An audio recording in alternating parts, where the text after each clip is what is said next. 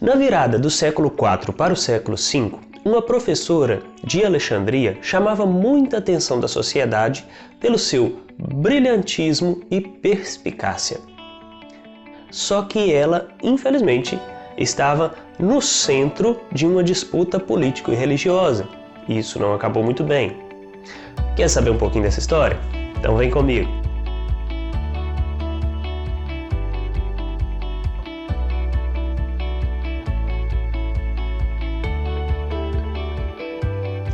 E aí, você que está assistindo esse vídeo, seja muito bem-vindo ao Ao Cubo. A gente hoje vai dar continuidade à nossa Era uma Vez na Matemática, né? Que são histórias da história da matemática. Detalhe importante, se você já é inscrito, não esquece de deixar o like. Se você não é inscrito, não esquece de se inscrever. Ajude a gente a compartilhar nas suas redes sociais. Esse vídeo é uma sugestão de das seguidoras do canal. Então, se você quiser fazer sua sugestão, não esquece de deixar aqui nos comentários. Beleza? Hoje nossa conversa aqui então é sobre Hipátia de Alexandria, considerada por muitos a primeira professora da história. Ela era filha de Theon de Alexandria. Theon, para você ter uma ideia, ele era professor, filósofo, matemático, astrônomo e era autor de várias obras. Ou seja, ele já era assim, um renomado filósofo, digamos assim, da época. Ela não se tem notícias da mãe de Hipátia. Sempre todos os poucos registros que existem sobre ela falam sobre a relação dela com o pai. Então, ela foi criada nesse ambiente assim de ideias, né, de ideias filosóficas. E como ela tinha essa forte ligação com o pai, ela herdou dele essa necessidade, essa paixão pela busca pela resposta do desconhecido. Então, essa questão de ser pesquisadora, digamos assim, né? Ela estudou na Academia de Alexandria, mas não estudou só matemática. Além de matemática, ela estudou astronomia, filosofia, religião, poesia e artes, se destacando em todas as áreas que ela estudou. Sem dúvida, era uma mulher incrível. Frequentemente, ela aparecia entre os magistrados. Ela nunca teve vergonha de ir, por exemplo, em assembleias onde tinha só homens. Ela tinha uma boa retórica, né? Uma boa oratória, ela se expressava muito bem. E todos a respeitavam muito pelo seu conhecimento e pela sua forma de agir. Quando ainda ela era adolescente, ela viajou para Atenas para estudar na Academia Neoplatônica.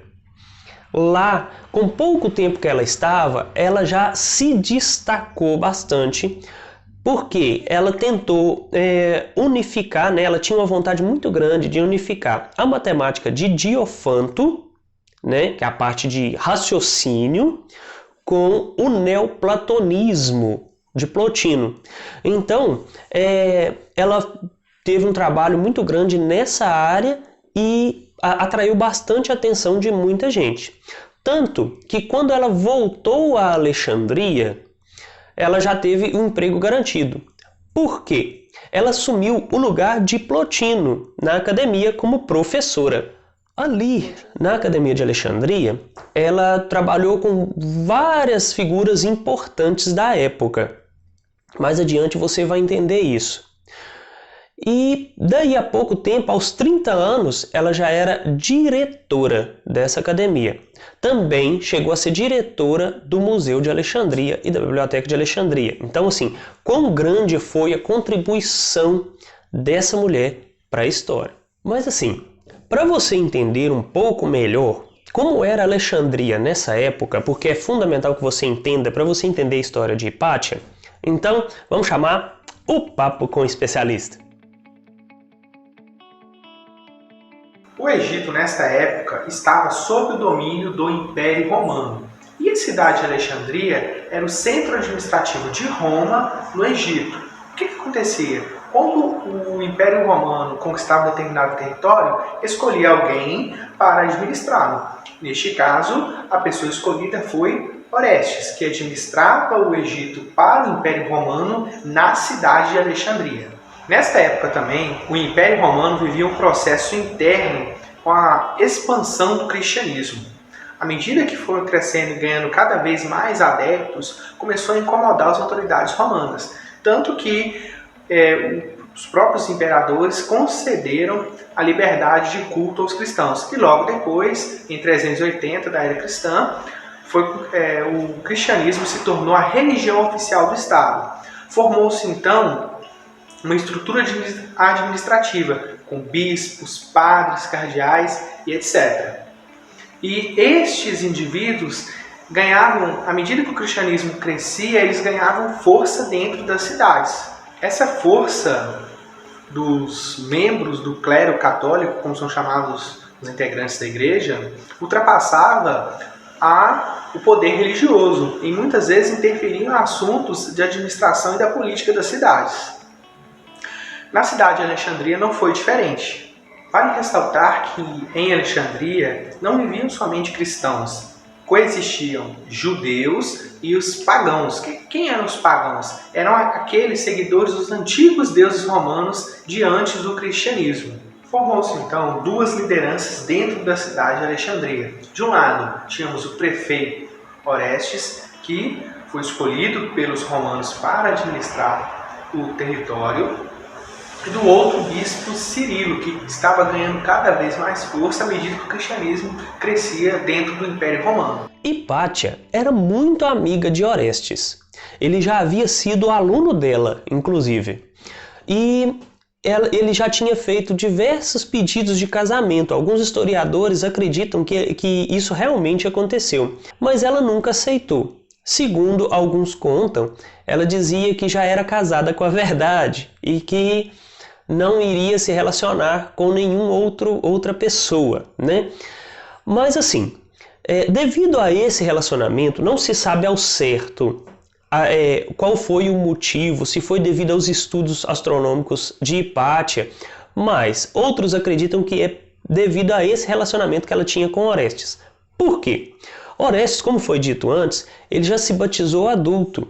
Então, ele tinha uma visão mais comunitária da sociedade, onde todos viviam meio que em harmonia, né? Os cristãos, os judeus, os pagãos e todos. Mas o bispo Cirilo, ele não achava isso legal, entendeu? Então, o que ele fez? Ele tentou atacar verbalmente Orestes e até fisicamente em algumas situações, mas isso não adiantou de nada. Então, ele criou um boato de que Hipátia era uma bruxa. Para a época, isso soou muito aterrorizante. Ela estava enfeitiçando o prefeito. Então, a comunidade, a sociedade reagiu. Em março de 415, quando Hipátia estava voltando para casa, uma turba de monges cercaram sua carruagem, a retiraram de dentro da carruagem, a despiram e a esfolaram viva em praça pública. Esquartejaram seu corpo e queimaram em várias fogueiras pela cidade, num ritual de purificação. Isso foi um ensaio, digamos assim, para caçar das bruxas que ocorreu na Europa no século XV, XVI, se eu não me engano. Seu crime? Nenhum. Ela era uma celibatária que recusou-se casar e dedicou sua vida a ensinar. Não ensinar de uma forma normal, mas ensinar com tanto carinho e zelo que ensinava a qualquer um, desde os escravos da casa do seu pai, que sabiam ler e escrever, todos os que quiseram aprender, ela ensinou, até ao prefeito e até alguns bispos cristãos. Após a morte de Hipátia, Orestes simplesmente desaparece da história. Por quê? Não se tem mais nenhum registro. Acredita-se que uns acreditam que ele fugiu de Alexandria, outros acreditam que ele foi assassinado por Cirilo, mas nada se tem de concreto. A história aí, ela foi bem deteriorada, como a gente, digamos assim, porque muita coisa se apagou da história devido a sucessivos incêndios na Biblioteca de Alexandria, onde estava boa parte do conhecimento e cultura do mundo guardado ali. Então, o que se tem, na verdade, é a história que de Hipátia contada por homens. por ela mesmo, pouca coisa se tem registro, mas isso era comum na época por ser do sexo feminino, mas mesmo assim é muito triste. Entre os seus alunos, um dos maiores destaques, no caso, foi Sinésio de Cirene. Ele era um bispo cristão e também filósofo. Eles trocavam muitas cartas onde Sinésio pedia conselhos e trocava ideia realmente sobre algumas descobertas. Hipátia foi muito conhecida na época como uma solucionadora de problemas. Outros matemáticos tinham problemas em alguns teoremas, mandavam para ela, ela resolvia. Então, com isso, deu-se a ela, por essas cartas, dá para ver que ela teve algumas contribuições na criação do astrolábio. Para quem não sabe, o astrolábio é um instrumento que foi muito usado nas grandes navegações. Ele era é como se fosse uma calculadora astronômica, digamos assim, a grosso modo. Também no hidroscópio ela teve contribuições, que seria um equipamento para medir volumes de líquidos, né? Como se fosse, digamos, um hidrômetro, mas não é bem isso, né? Além de ter vários postulados sobre outros grandes matemáticos e filósofos da época. Ela ainda escreveu muita coisa, só que em parceria com seu pai. Por que a gente sabe que ela ajudou, visto que era seu pai que assinava? Por causa dessas cartas de Sinésio. Então, assim, muita coisa que essa mulher incrível produziu simplesmente ficou desaparecido na história. O historiador Sócrates Escolástico, ainda no século V, ele escreveu uma nota que dizia assim: havia em Alexandria uma mulher chamada Hipátia, filha do filósofo Teon, que fez tantas realizações em literatura e ciência que ultrapassou todos os filósofos da época. Então pensa, uma mulher incrível que só queria ajudar, e realmente ela ajudava muito as outras pessoas, de muito conhecimento, que não se importava com a fama, na verdade ela só queria contribuir para a humanidade e que infelizmente estava no lugar errado, na hora errada e foi envolvida numa confusão que não era sua. Vou deixar aqui como indicação para você o filme Ágora. Em algumas traduções ele vem como Alexandria, que ele conta a história de Hipátia exatamente nesse período. É bem interessante, apesar de algumas falhas históricas que o filme tem, ele é muito interessante. Vou deixar como sugestão para você, porque é bem legal se você gostou dessa história. No mais, muito obrigado, espero que tenham gostado. Se gostou, não esquece de deixar o like. Se tiver alguma sugestão, deixa aqui nos comentários ou me manda aqui nas redes sociais do canal, beleza? No mais, muito obrigado, aguardo vocês na nossa próxima história. Valeu!